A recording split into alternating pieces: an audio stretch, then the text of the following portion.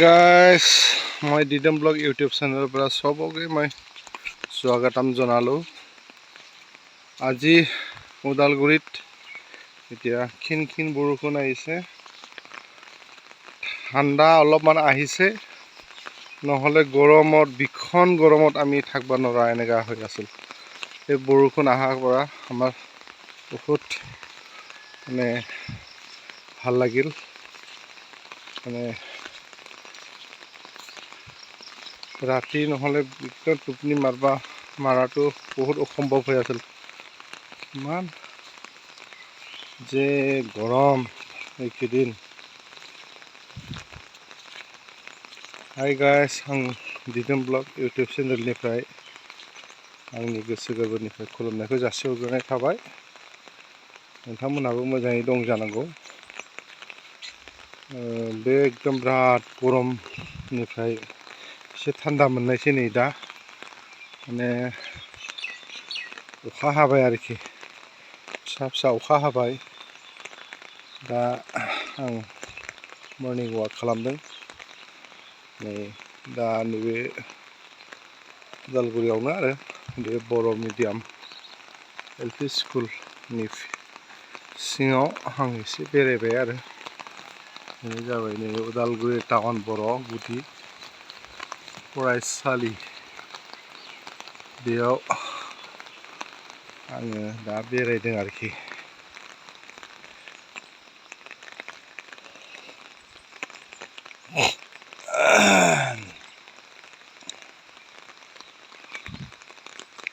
माबायदि मोनदों, नोंसिनिथिं अखा हादोंना हायाखै, माबायदि एसे खोन्थाहरदो। जोंनाव मैयानिफ्राय अखा हाजेनबाय आरो एसे मोजां मोनबाय। কিরম মশাই ভালো? কিরম ঠান্ডা লাগছে না? বৃষ্টি আইলো যে আজকে কি হলো? জোরে আইব তো? পানি আইব তো অল্প করে। এই 2-3 দিন পরে খুব বৃষ্টি আইব, বড় করে আইব, অল্প বড় করে আইব। আজকে যাত্রা করলো, গরমটা দিছে। কইও না এই 2-3 দিন, ওই 2-3 দিন কিরম গরম আসলো। পাহাড়ে দিছি গা। এমনি বয়েল হয়ে গেল, মাংস সবজি সব বয়েল হয়ে গেল। আগুনের মতো তো।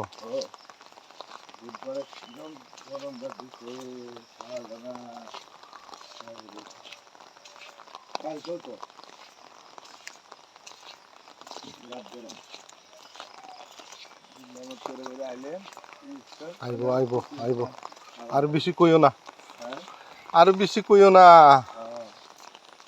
আইব।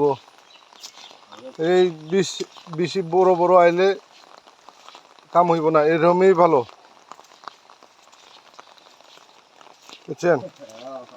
এরকমই ভালো, ঠান্ডা হয়ে থাকবো, আর বেশি দিন লাস্টিং হইব।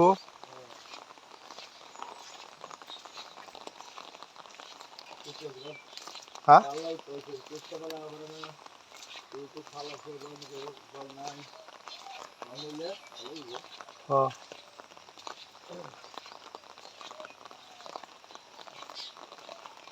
যাইও।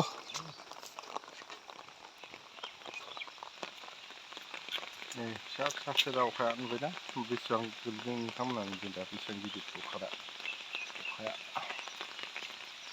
बेसेबां गिदिर फिसा आरो होमबाबो थान्दा मोनबाय। अखा हाबाय दे, जोंनावबो अखा हानायजों एसे थान्दाबो मोनबाय, गोजोननायबो मोनबाय। दैस्लुं खालायबायलै नै एसे दैस्लुंबो खागुलायबाय।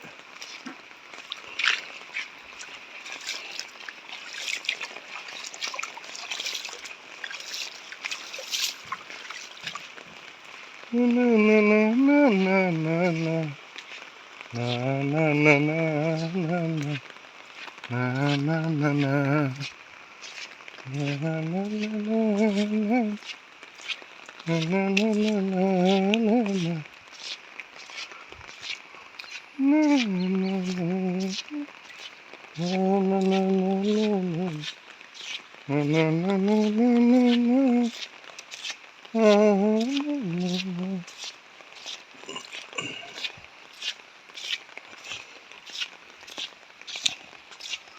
अखा फिसा फिसा हादोंब्लाबो एसे